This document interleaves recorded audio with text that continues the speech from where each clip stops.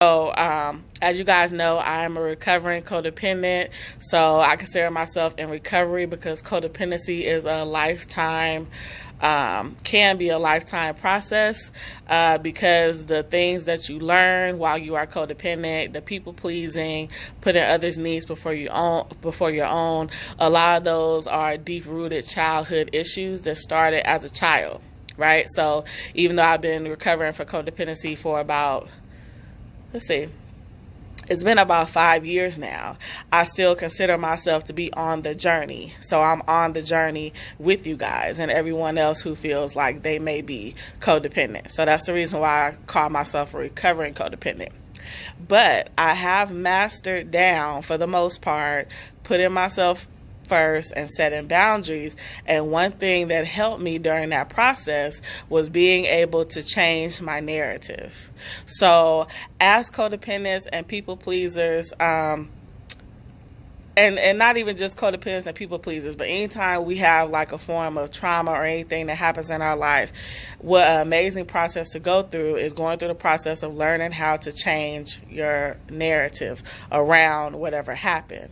So in a codependence perspective, the people pleasing, the negative self-talk, low self-esteem, and everything that comes with that, changing that narrative can help you create different outcomes for your life.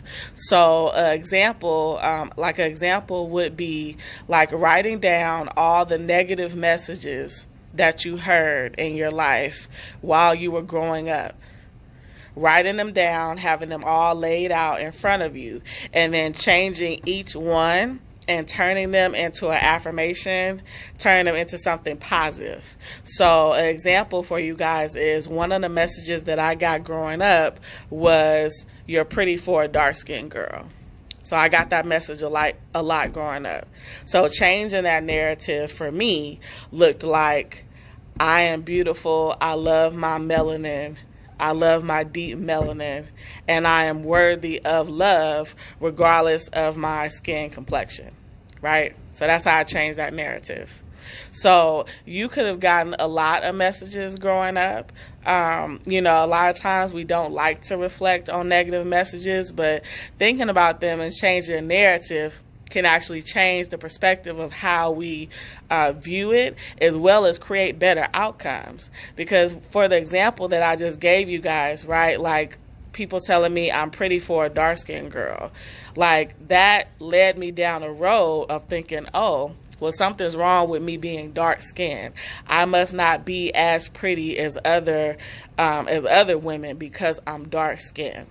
So I lived my life not thinking that I was pretty enough, having low self-esteem, not really even trying to engage with men because I didn't feel like I was pretty. And the men that I did engage with were not on my level at all. We had nothing in common, and it just created a dynamic of me being in codependent relationships, because now I'm in relationships with men that are not on my level. They don't have the things that I need. They can't pour into me, and I'm pretty much taking care of them, right?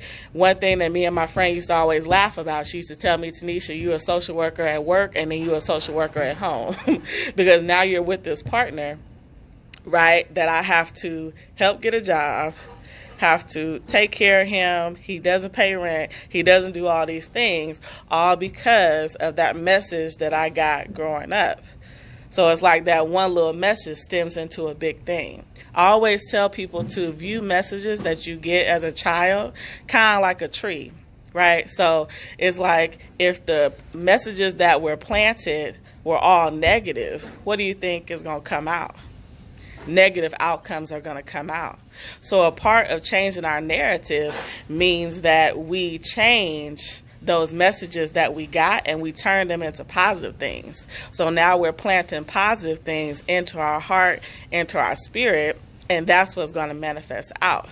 Because once we start to believe, right, that we are, like for my example, once I believe that I am beautiful, my complexion is beautiful, I am worthy of love, then now I'm going to attract that in my life, right, because I believe it. So when we believe the negative things that were told to us, we end up manifesting that out. So what happens is a lot of times we don't even remember the messages that we were told, but our subconscious does. So when we give ourselves a space to be able to write out those messages and really view them and look at them, then we bring what's the subconscious to the conscious, and then we're able to change it. And that creates self-awareness, because once you become aware of the negative messages that you're telling yourself, then you can actually change it, right?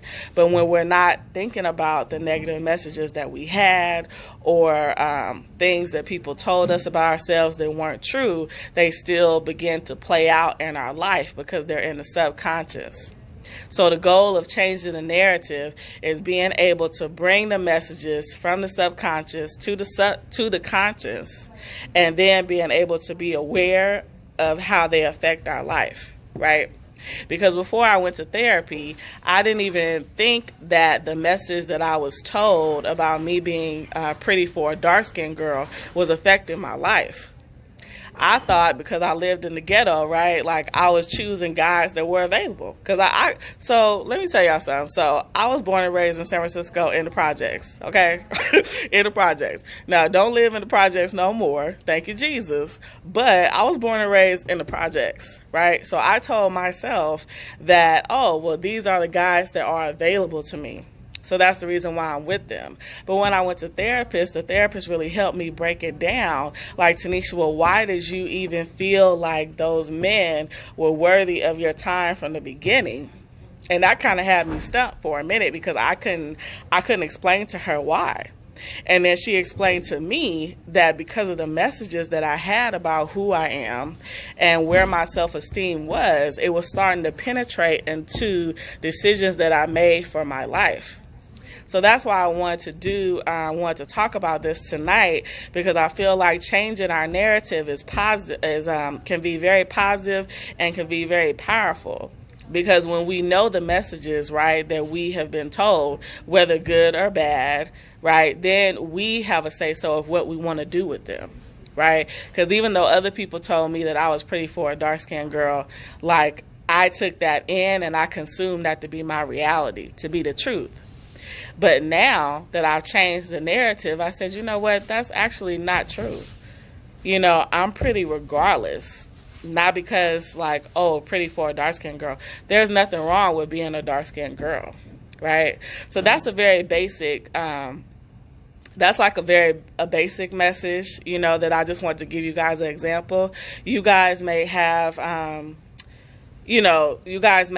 may be dealing with messages that are more complex, you know, like, if someone like physically tried to hurt you, or if you experience like a lot of trauma or things of that nature, the messages that you were told about yourself may be much more complex than the message that I just gave an example to.